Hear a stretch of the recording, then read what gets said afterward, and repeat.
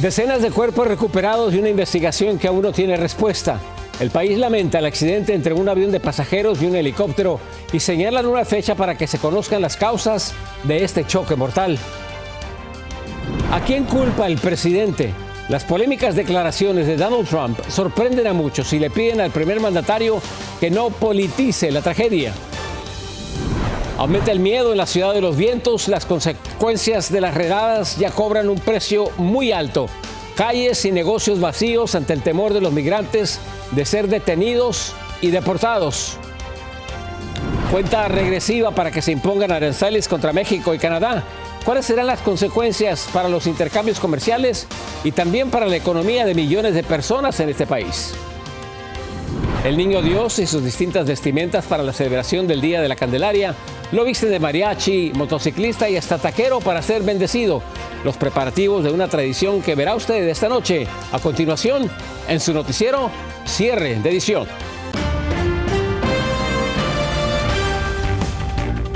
Muy buenas noches, bienvenidos a su noticiero nacional cierre de edición. Les informa José Armando Ronstadt. Comenzamos con los nuevos detalles que han salido a la luz sobre la tragedia y la trágica colisión en el aire sobre el río Potomac en Washington, D.C. entre un helicóptero militar y un avión de American Airlines que dejó 67 víctimas fatales. Laura Ortega nos tiene los detalles de esta tragedia que viste de luto a toda la nación. Este jueves, a falta de respuestas que brinden una luz de lo que pudo ocasionar esta tragedia que enluta al país, la Administración Federal de Aviación reveló un informe preliminar donde deja entrever irregularidades en el número de personal que trabajaba la noche del miércoles en la torre de control del Aeropuerto Nacional Reagan. We received a very large package of information from the FAA at about 3 a.m., I believe, this morning. That is still being reviewed and analyzed. I would say there's a lot more information that usually comes in that than what you might find online and people might speculate about. La colisión involucró un avión de American Airlines con 64 personas a bordo y un helicóptero militar Black Hawk donde viajaban 3 soldados, quienes realizaban un vuelo de entrenamiento nocturno, por lo que a parecer llevaban las luces apagadas. Según las autoridades, no se espera encontrar sobrevivientes, marcando así la tragedia aérea más mortal en las últimas 2 décadas en los Estados Unidos. Entre las víctimas del avión comercial, la mayoría eran jóvenes atletas de patinaje artístico, quienes iban acompañados de sus padres. Estos regresaban de un campamento de desarrollo que se llevó a cabo en Wichita, Kansas, durante varios días. Entre las víctimas se encuentran los campeones mundiales de patinaje artístico por parejas en 1994, Vadim Namov y Eugenia Kishkova, y Spencer Lane y Gina Hahn, jóvenes promesas del patinaje. Familiares y amigos ahora lloran a sus víctimas. La tragedia dejó en shock a la comunidad del deporte. We're family, and it's a community, and the skaters, the people who were on that plane, they're our family too. A estas reacciones se unieron el Comité Olímpico Internacional y el equipo de patinaje artístico de los Estados Unidos, quienes lamentaron el desenlace de esta tragedia. Por ahora, las investigaciones continúan y equipos de búsqueda y rescate trabajan día y noche para recuperar todas las víctimas. Una de las cajas negras ya fue recuperada, lo que podría dar indicios de lo que desencadenó este accidente. Para Noticias Estrella TV, Laura Ortega. En otras noticias, el presidente Donald Trump en conferencia de prensa sobre la tragedia insinuó sin prueba alguna que las políticas de diversidad podrían ser las responsables de este fatal accidente aéreo. El primer mandatario sugirió que las políticas de inclusión de la Administración Federal de Aviación impulsadas por el expresidente Joe Biden y el exsecretario de Transporte Pete Buttigieg pudieron haber debilitado el trabajo de los controladores aéreos. Targeted disabilities are those disabilities that the federal government, as a matter of policy, has identified for special emphasis in recruitment and hiring. The FAA's website states they include hearing, vision, missing extremities, partial paralysis, complete paralysis, epilepsy, severe intellectual disability, psychiatric disability, and dwarfism all qualify for the position of. Más tarde, el presidente Trump firmó un memorándum sobre seguridad aérea ordenando al secretario de Transporte revertir todas las políticas de inclusión de la administración Biden y Obama, calificándolas, y cito, de vergonzosas. clear, are you saying race or gender played a role in this tragedy? It may have. I don't know. Incompetence might have played a role. We'll let you know that. But we want the most competent people. We don't care what race they are. We want the most competent people. Las palabras del primer mandatario han causado rechazo de líderes de minorías y del exsecretario de Transporte Pete Buttigieg, que calificó los comentarios como, y cito, despreciables. En otro tema, en las calles de Chicago, el miedo se ha convertido en el pan de cada día para muchos inmigrantes indocumentados. El temor a las redadas de ICE mantiene a cientos de personas sin salir de sus hogares. Es por eso que organizaciones comunitarias están llevando despensas a quienes temen ser detenidos. Claudia Cisneros nos tiene más de esta historia. Una simple compra de alimentos ya no tiene nada de simple.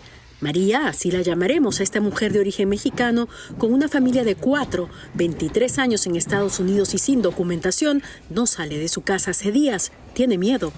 De la casa al trabajo, y así como salimos del trabajo para la casa, ya no podemos ir ni a comprar. Tenemos miedo de que migración llegue donde sea. Aceite, frijol. Esta despensa se la ha traído Jesús Vargas, quien lidera la organización comunitaria Mijos. Hemos tomado la iniciativa de llevar a despensas a las personas que por miedo, por el operativo que está llevando de ICE, tienen miedo de salir a hacer sus compras.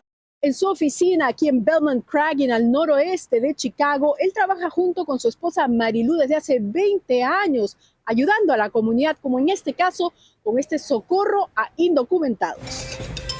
Buenas tardes, se está llamando. Nos han estado llamando de otros estados. La necesidad es demasiada a nivel nacional. Necesidades como las de María, quien no solo ahora no sale a comprar, también vigila 24 horas al día quién llega a su puerta. Cualquier movimiento que llegue ahí afuera, de aquí podemos estar mirando. En caso de que vengan y toquen la puerta, no les voy a abrir. Ya yo estoy bien informada de mis derechos. Tengo hasta una tarjetita roja, por si llegan, yo la puedo pasar debajo de la puerta para que no me sigan haciendo preguntas. María tiene una familia grande, varios hijos nacidos en Estados Unidos, pero no tiene papeles.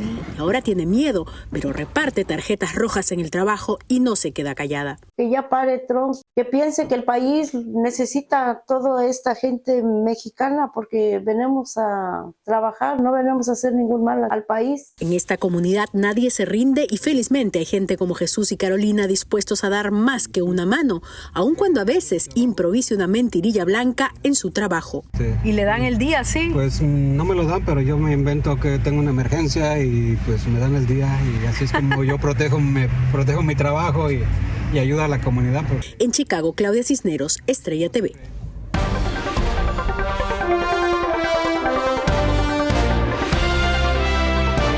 El presidente Donald Trump confirmó que impondrá aranceles del 25% a México y a Canadá a partir de este sábado, citando razones migratorias, comerciales y el tráfico de fentanilo. El presidente Trump advirtió que aún evalúa incluir el petróleo en las sanciones y acusó a ambos países de beneficiarse injustamente del comercio con Estados Unidos. Afirmó que China también enfrentará aranceles por su papel en la crisis del fentanilo. Además, amenazó nuevamente con sanciones a países que no acepten vuelos de deportación de migrantes indocumentados. Y para ampliar más sobre las repercusiones de estos aranceles con la relación bilateral con México, se encuentra con nosotros en Frente a Frente el analista político Fernando Duarte. Gracias por estar con nosotros. Muy buenas noches. ¿Qué tal, José Armando? Muy buenas noches y un gran saludo para ti y para tu auditorio. Fernando, ¿cuáles son los riesgos de estos aranceles para México y para Estados Unidos? Bueno, ciertamente esto va a encarecer muchos bienes para ambos países. Sin embargo, por la simetría de las economías, Canadá y México vamos a ser los que vamos a tener mucho mayor impacto. En primer lugar, vamos a tener servicios mucho más caros, bienes mucho más caros, y en el mediano plazo, si este tipo de políticas se mantienen, puede haber incluso hasta cambios en los esquemas de producción. Es decir, hay muchas cadenas de producción entre ambos países y si estas políticas de aranceles llevan a cabo reducciones de impuestos y facilidades para fabricar en Estados Unidos muchos bienes que se fabrican en los dos países, esto también puede llevar a un empobrecimiento mayor de México. Es una relación bilateral, obviamente entendemos que se han cambiado muchos paradigmas con respecto al libre comercio, pero ciertamente hay muchos temas que se tienen que pensar desde un esquema trinacional o incluso hemisférico. El presidente también mencionó la posibilidad de imponer aranceles sobre el petróleo mexicano. hacer esto significa también que ese costo se va a pasar a los estadounidenses, a los consumidores. Las refinerías tendrían que pagar más, ¿no?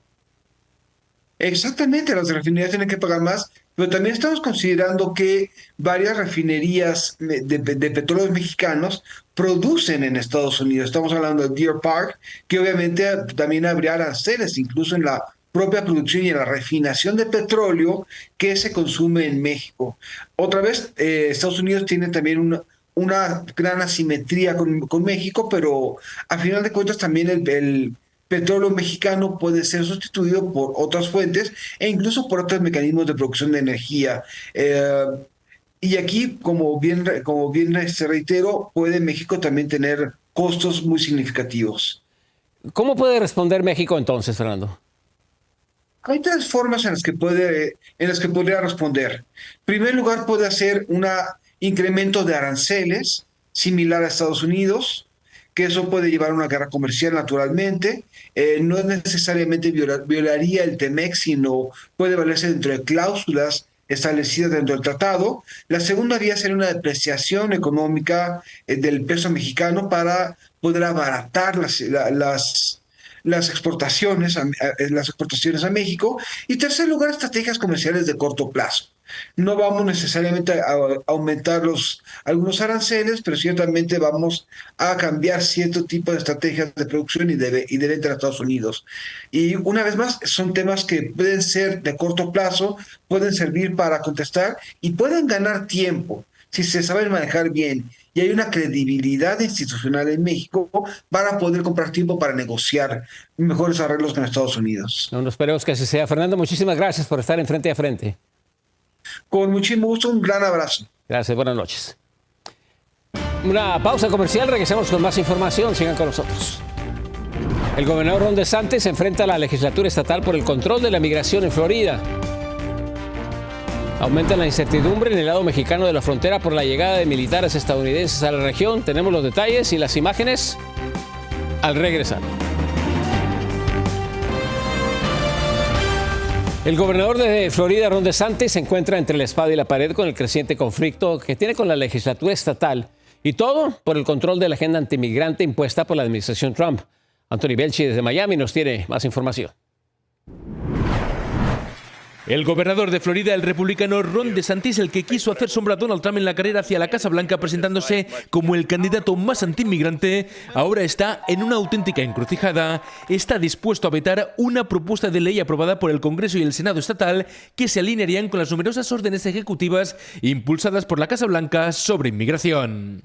Pusieron su propia propuesta de ley antiinmigrante que a nosotros no nos gusta y rechazamos, pero ellos rechazaron la propuesta aún más antiinmigrante en nuestra opinión del gobernador. El gobernador republicano quiere tener más poder para ejecutar deportaciones y quiere tipificar como delitos de tercer grado, como felonías, a cualquier persona que asista a un indocumentado, sin explicar muy bien qué significa eso. El lenguaje es muy vago. Puede ser tener una persona indocumentada en tu casa, manejar con un indocumentado. O sea, una locura, un lenguaje totalmente irresponsable. La ley presentada por ambas cámaras y que tiene la luz verde de Trump pretende que la autoridad para supervisar la inmigración sea para el comisionado de Agricultura, un funcionario que estaría considerando postularse para gobernador en 2026 y ya ha tenido sus problemas con DeSantis. Algunos consideran que solo se trata de una simple pelea por el poder. Porque en realidad DeSantis tiene una obsesión con estar metiéndose en el tema de inmigración, que es algo federal, cuando tendría que estar resolviéndole los problemas a los floridianos. Acá tenemos una crisis en los condominios, tenemos una crisis de la vivienda, tenemos una crisis de los seguros. Ha trascendido que Trump ha hablado con DeSantis y algunos de sus aliados en la legislatura de Florida para modificar esta propuesta legislativa y endurecer así su política migratoria. Mientras tanto, desde la Casa Blanca evitan pronunciarse públicamente sobre este proyecto de ley. Desde Miami, Florida, Anthony Belchi, Noticias Estrella TV. En la frontera sur se reporta una drástica disminución en las detenciones de migrantes que intentaban ingresar a Estados Unidos de forma irregular, después del despliegue de 1.500 soldados en la zona. En Tijuana, Baja California, Vicente Calderón nos muestra cómo se percibe la militarización del lado mexicano de la frontera.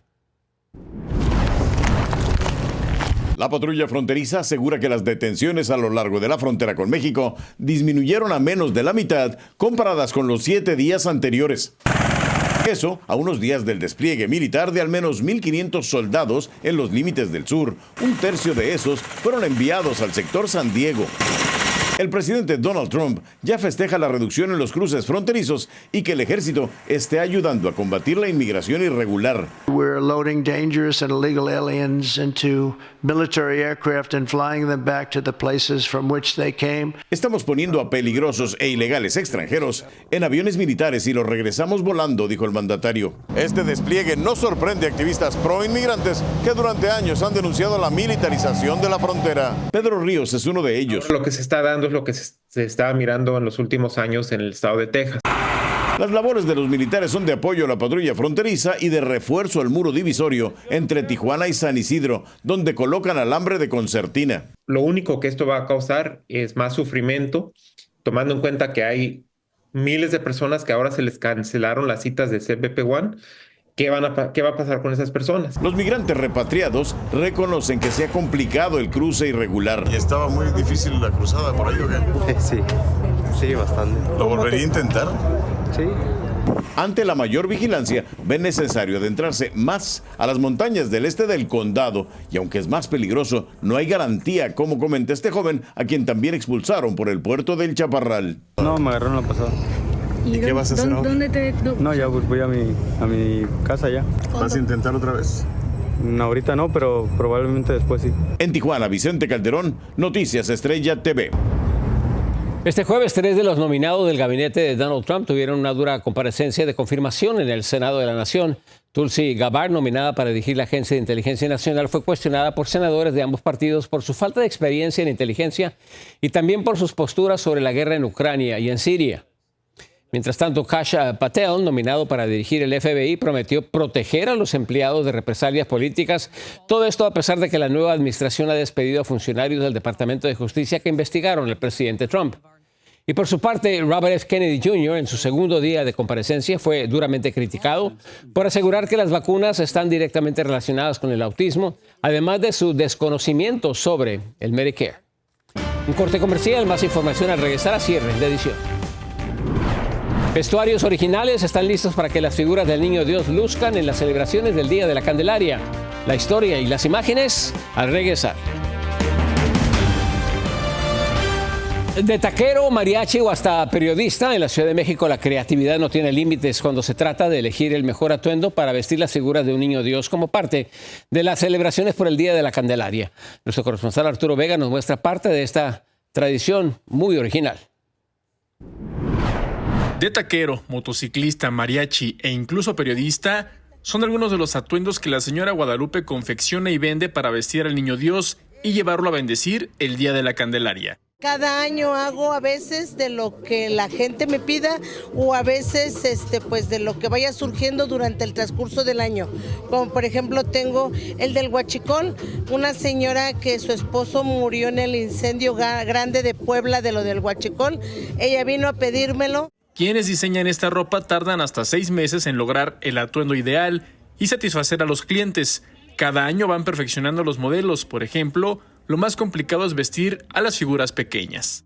Son cientos de personas las que cada año asisten a esta zona de la capital en busca desde el ropón tradicional hasta vestimenta del expresidente López Obrador. Lupita tiene una colección de ropa con más de 50 diseños. Algunos de sus clientes han solicitado la vestimenta del líder moral de la llamada 4T. De guayabera, que consta de pantalón, camisa, zapatos, ropa interior y sombrero. Lo piden mucho porque es la vestimenta del expresidente Andrés Manuel López Obrador. De este lado tenemos el niño migrante, y también nos lo están pidiendo precisamente por toda la situación que se está viviendo de los deportados en Estados Unidos. Los feligreses han desafiado a la iglesia por vestir al niño Dios hasta de futbolista, en lugar de usar el ropón tradicional. Mucha gente les parece que el futbolista no es adecuado, pero yo creo que también los futbolistas tienen fe y los que visten a su niño de futbolista es porque le ruegan a Dios que gane su equipo, ¿no? En este corredor del Niño Dios, ubicado en el Zócalo de la capital, también restauran figuras religiosas, un oficio cuya demanda incrementa previo al Día de la Candelaria. Lo pequeñito es lo que es más delicado. Mira, por ejemplo, ahorita este pequeño llegó sin manos. llegó sin cabecita. Desde la Ciudad de México, Arturo Vega Vivanco, Noticias Estrella TV. En un acuario de China, un espectáculo submarino casi termina trágicamente cuando un pez de gran tamaño atacó a Masha, que hace el papel de una sirena y es rusa de 22 años. El animal atrapó la cabeza de la chica con sus mandíbulas. A pesar de las lesiones, sus empleadores la obligaron a seguir trabajando y solo le ofrecieron $100 como compensación. La indignación creció cuando intentaron silenciarla, mientras el video del ataque se ha viralizado a través de las redes sociales. Muchas gracias por acompañarnos. Yo soy José Armando Ronstadt. Muy buenas noches. A continuación, Alexandra Stergios con su noticiero 24 horas. Acompáñenos.